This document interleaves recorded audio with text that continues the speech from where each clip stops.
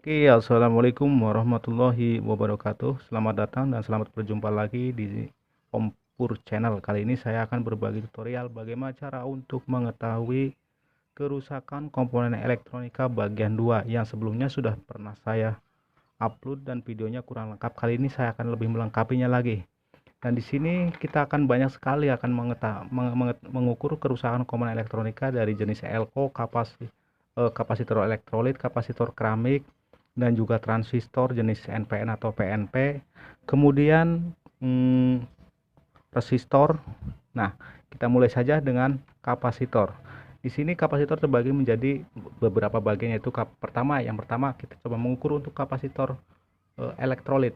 Kapasitor elektrolit ini jika dalam pengukuran kita menggunakan, karena ini nilainya yaitu 400 volt, 400 volt,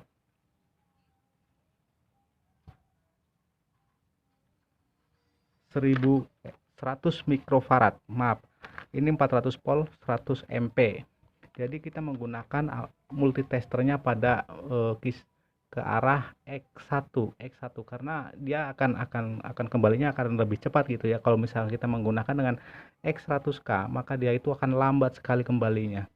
Kalau misalkan dia akan kembali secara penuh, maka kapasitor elektrolit ini masih bagus. Kalau misalkan dia kembalinya setengah, dia itu sudah bocor, dan apabila dia tidak bergerak sama sekali, maka kapasitor ini sudah rusak atau putus. Oke, kita mulai saja tutorialnya. Dan untuk probe-nya, kita bisa bebas untuk menentukan arahnya, baik itu karena dibolak-balik pun tidak jadi masalah. Yang penting dalam pengukuran ini kita bisa mengetahuinya. Oke, kita mulai saja. Nah, dia akan bergerak pelan-pelan. Kemudian terus. Nah, perhatikan baik-baik jarum multitester itu. Dan dia bergerak secara penuh, maka kapasitor elektrolit ini masih bisa digunakan. Nah, sedangkan yang rusak, coba kita perhatikan baik, ini yang jenis yang rusak, dan ini juga sudah melembung gitu ya. Coba kita perhatikan, coba kita tes, dia bergerak tidak. Nah, dia tidak bergerak sama sekali, berarti ini sudah rusak dan tidak bisa dipakai lagi. Nah, untuk kapasitor yang jenis ini adalah biasanya digunakan untuk ini nilainya 400 volt 1,2 mikrofarad atau MP, 1,2 MP. Nah, ini 400 volt ini biasa digunakan untuk kapasitor kipas angin. Oke, kali ini kita mulai saja bagaimana kita mengeceknya. Nah, oke. Nah, dia akan kembali secara penuh karena kapasitor ini masih baik. Kalau misalkan dia itu sudah tidak bisa digunakan lagi, maka dia itu akan kembali setengah atau sama sekali tidak bergerak. Yang ketiga, kita akan mengecek bagaimana kerusakan jenis dari kapasitor keramik ini. Kita mulai saja, ini nilainya yaitu sekitar, coba kita perhatikan baik-baik berapa. Oke. 103 joule, 1600 volt. Jadi dia itu harus menggunakan dengan ukuran yang pada multimeter analog ini pada kisaran yaitu X10K di sini. Karena misalkan dia menggunakan dengan X1 atau yang lainnya, dia itu tidak akan bergerak sama sekali karena sensitifnya itu sangat sedikit sekali. Oke, kita mulai saja. Kita mulai, coba kita perhatikan baik-baik dari jarum multitester analog ini. Coba kita perhatikan. Nah, pergerakan dia itu sangat sedikit sekali. Tapi walaupun dia bergerak, kita perhatikan, dia itu memang bergerak tapi sedikit sekali. Berarti ini masih bisa berfungsi. Kalau dia sama sekali tidak bergerak, maka kapasitor keramik ini tidak bisa digunakan lagi. Oke, yang kedua yaitu kapasitor keramik yang masih nilainya 400 volt kisaran. Kalau ini sekitar 1600 kilovolt ya. Jadi maksudnya 1,6 kilovolt atau 1600 volt. Jadi dia itu harus menggunakan pada X10K ini, dia itu akan sedikit sekali. Kalau misalkan ini masih kisaran 400 volt, dia itu akan bergeraknya itu agak kelihatan banget gitu. Coba kita perhatikan baik-baik dalam multimeter ini. Nah, dia itu akan kembali sepenuhnya. Maka Kapasitor keramik yang berukuran 400 volt bebas, mau berapa nano kayak berapa nano, yang penting ukurannya 400 volt, dia akan kelihatan kembalinya itu akan penuh, maka dia itu masih bisa dipergunakan atau masih baik. Dan di sini ada lagi jenis kapasitor yang tidak tertera sama sekali dengan voltasenya, dia cuma hanya tertulis 2 ampere dan 1,4 joule. Oke, kita mulai saja. Dia pun sama seperti tadi, kisaran 400 volt. Nah, dia pun sama bergeraknya sedikit sekali, tapi masih bisa kelihatan. Kalau dia masih bisa bergerak dan kembali penuh, maka kapasitor yang jenis 2 ampere, kisaran voltasenya itu tidak diketahui, dan ini 104 joule ini masih bisa berfungsi. Yang kedua yaitu kapasitor elektrolit. Nah, ini kapasitor elektrolit ini kisaran 35 volt 1000 mikrofarad. Jadi kita juga bisa menggunakan dengan ukuran X10K gitu ya, sahabat. Jadi kita mulai saja. Oke, kita pada dasarnya kita bisa juga probe ini bolak-balik. Nah, kita perhatikan baik-baik. Oke, maaf ini multimeternya agak error dikit ya. Oke, kita mulai saja. Nah, oke, jadi kalau misalkan menggunakan dengan ukuran X10K ini agak susah, kita kembalikan lagi pada ukuran X1. Nah, di sini X1 ya. Jadi akan lebih mudahkan kita dalam pengukurannya. Nah, perhatikan baik-baik dari jarum multimeter itu. Nah, coba perhatikan, dia akan kembali penuh kalau memang ini masih bagus atau masih bisa dipergunakan kembali. Kalau misalkan dia setengah, maka dia itu sudah bocor. Dan apabila dia itu tidak bergerak sama sekali, nah ternyata dia itu nggak bisa kembali dengan sepenuhnya. Walaupun sangat pelan sekali berarti, nah dia berhenti terus, dia akan bergerak terus. Nah, dia pada titik ini dia itu sudah berhenti. Berarti kapasitor elektrolit ini kisaran nilai berapa ya? 35 volt 1000 mikrofarad ini sudah tidak bisa digunakan lagi atau bocor. Oke. Itu saja masalah tentang bagaimana pengukuran kapasitor dan jenis-jenisnya, dan kita beralih kepada dioda. Dioda ini dibagi menjadi dua. Pertama, dioda kotak atau biasa disebut dengan dioda kiprok. Ini cara pengukurannya pun mungkin nggak berbeda jauh dengan apa yang dikatakan dengan dioda biasa gitu ya, sahabat. Oke, di sini ada tanda, yaitu di sini putih. Biasanya di putih ini biasanya dilambangkan dengan plus, dan ini yang hitam ini, yang polos ini biasanya negatif. Jadi kalau misalkan penggunaan dalam pengukuran ini bisa menggunakan bebas.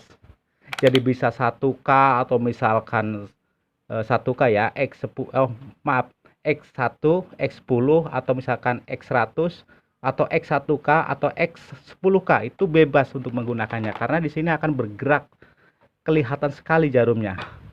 Coba kita gunakan yang paling atas, yaitu yang kisaran pada X10K. Perhatikan baik-baik di jarum analog itu. Kalau misalkan dia kembali penuh atau maaf. Ini biasanya kalau misalkan dibolak-balik ini jalan dari dioda ini, maka dia itu sudah konslet atau misalkan udah nggak bisa digunakan lagi, karena misalkan dipasang untuk menyambungkan strum, dia itu akan konslet komponen elektronik yang akan Anda pasang. Oke, kita mulai saja.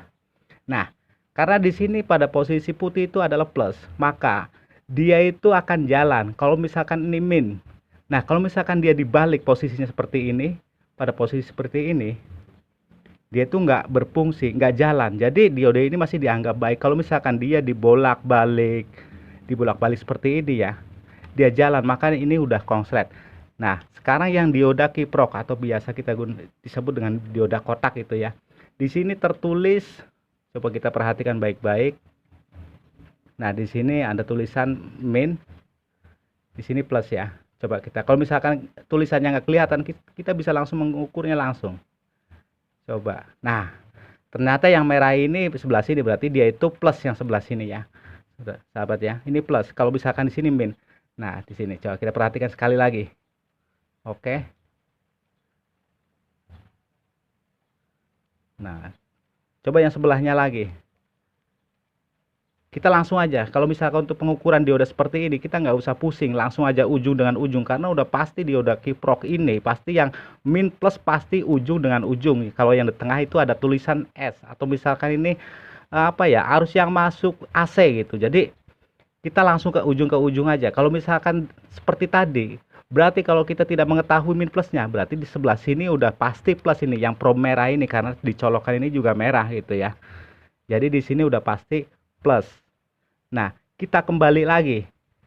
Coba kita balik lagi pengukurannya. Tapi ini jangan dirubah ya. Yang dibalik itu apa, diodanya aja gitu. Jangan dibolak-balik, ininya sama juga gitu. Oke, kita mulai saja. Nah, dia itu nggak jalan ya. Ini pada kayak tadi nih. Ini yang plus. Nah, kita balik lagi seperti ini. Karena mainnya udah putus, sudah saya potong. Nah, dia nggak jalan, berarti dioda ini masih berfungsi. Kalau misalkan dari ujung ke ujung ini dibolak-balik dengan ukuran X 10K ini dia jalan, maka dioda ini dianggap konslet juga, sama seperti tadi. Jadi dalam pengukuran dioda kiprok ini akan lebih mudahnya kita langsung ambil ujung dari ujung saja gitu, jadi nggak pusing. Oke, yang ketiga kita mulai dengan transistor. Di sini transistor juga ada dua jenis transistor, yaitu transistor jenis NPN dan PNP. Karena di sini cuma hanya saya cuma hanya jenis apa, saya juga nggak tahu ini jenis apa ya. Coba kita perhatikan baik-baik, dan kita akan mengetahuinya dari lambang dari sini. Dari sini N itu biasanya di hitam ya. Kalau misalkan merah ini positif, jadi kita bisa mengetahuinya NPN itu adalah negatif, positif, negatif. Oke, kita mulai saja. Kita arahkan seperti ini ya, sahabat ya. Coba kita pasang. Nah, oke, kita lihat, perhatikan baik-baik multimeter analog itu. Dia jalan. Berarti kita sudah dipastikan bahwa jenis ini. Coba kita yang tengah. Nah, yang di sini jangan dirubah ya, kita tempelkan saja gitu. Nah, dia jalan. Sama, dia juga jalan. Cuman yang ini berarti posisi basis sebelah sini. Berarti yang tengah itu udah pasti BCE, basis kolektor emitor. Jadi jenis dari transistor ini adalah, karena di sini pertama basisnya itu hitam, maka jenis ini adalah negatif, positif, negatif. Oke. Nah, kita tuh mengetahui bagaimana jenis transistor ini rusak atau tidaknya. Coba kita balik. Nah, setelah kita balik, ternyata transistor ini tidak jalan. Dan kita tempelkan lagi di tengahnya. Dia nggak jalan, berarti transistor ini tidak konslet atau masih bisa dipergunakan. Itulah caranya. Kalau misalnya kita bingung, langsung kita bolak-balik aja. Nah, cuman ada juga jenis transistor yang dibolak-balik jalan. Cuman kita ketahui dulu basis kolektor emitornya itu bagaimana. Yang jelas, jenis NPN dan PNP ini lebih mudah pengukurannya. Dalam arti kalau misalnya kita bolak-balik seperti ini, dia itu jalan, maka dia itu sudah konslet. Atau misalkan di tengah gini ya, kita basis diamkan saja, kita tempelkan ke bagian BCE, bagian kolektornya begini, yang tengah lah, yang tengah. Lalu kita balik begini, posisinya seperti ini. Kalau dia jalan, berarti ini juga udah konslet. Sama kayak tadi, yang ujung dengan ujung dibolak-balik juga konslet gitu. Nah, kita ketahui bahwa jenis dari transistor ini adalah NPN. Sama, kalau misalkan untuk mengetahui PNP, positif, negatif, positif. Jadi kita juga misalkan dari sini, yang basisnya itu pasti positif. Oke. Nah, karena di sini saya juga tidak ada transistor yang jenis PNP, maka saya cuma hanya bisa menjelaskan, dan saya cuma hanya bisa menjelaskan di transistor NPN ini. Oke. Yang terakhir, bagaimana cara untuk pengukuran. Oke, yang terakhir bagaimana cara mengetahui kerusakan komponen yang namanya resistor. Di sini untuk mengetahui kerusakan komponen resistor ini dengan menggunakan multimeter analog ini, kita harus mengetahui nilai dari gelang-gelang di sini. Dan di sini tertera yaitu dengan warna brown, merah, kuning, dan gold. Di sini adalah nilainya 120 k ohm, kilo ohm. Jadi untuk menentukan resistor ini atau mengetahui jenis resistor ini rusak atau enggaknya, kita pada arahkan, karena di sini menggunakan 120 k ohm, maka di sini adalah X 10K atau kali 10K. Berarti yang paling atas di sini ya, yang paling atas. Nah, ini akan dikalikan 10K. Coba kita lihat, perhatikan multimeternya. Nah, dia pada arah 10,2 di sini. Di sini tadi 10,2. Jika dikalikan di sini ada X 10K, berarti 10,2 dikali dengan 10. 10 kali 10 adalah 100. Berarti 20-nya adalah kali 10. 2-nya kali 10 berarti 120K. Berarti resistor ini masih bagus atau tidak melar atau misalkan mengurangi atau nilainya itu. Nah, di sini juga ada juga resistor yang jenis seperti ini. Di sini adalah nilainya adalah 1 ohm. Ini gampang sekali ya untuk mengetahui nilai ini. Dan biasanya ini jarang rusak. Kalaupun rusak dia itu putus. Nah, kita mengeceknya dengan ukuran 1 kali 1 aja atau X1 gitu ya. Di sini ada X1. Kalau dia jalan berarti resistor ini masih bisa digunakan. Oke. Nah, coba perhatikan jarum multimeter itu ternyata jalan, berarti ini tidak putus. Nah, untuk mengetahui kerusakan untuk mengetahui kerusakan dari resistor ini resistor ini, jadi kita harus mengetahui nilainya dulu. Dan banyak sekali aplikasi Android yang menerangkan tentang nilai gelang-gelang ini, baru kita ukur dengan multimeter analog. Kalau nilainya sama, maka resistor ini masih bagus. Kalau misalkan nilainya lebih atau kurangnya banyak, maka resistor ini sudah udah melar gitu, udah terlalu aus lah, kemakan waktu, atau misalkan dia itu karena sering digunakan, arus keluar masuknya dari tegangan itu. Jadi kalau yang bagusnya itu resistor ini, kalau ukuran gelang-gelangnya 120K, maka di multimeter analog ini pun sama 120K, maka ini masih bagus. Oke, demikian saja tutorial dari saya. Dan untuk melengkapi tutorial sebelumnya, cara mengetahui kerusakan komponen elektronika bagian 2 ini, dan jangan lupa ikuti channel saya terus, dan like jika kalian suka, dan subscribe. Terima kasih dan support saya. Assalamualaikum warahmatullahi wabarakatuh.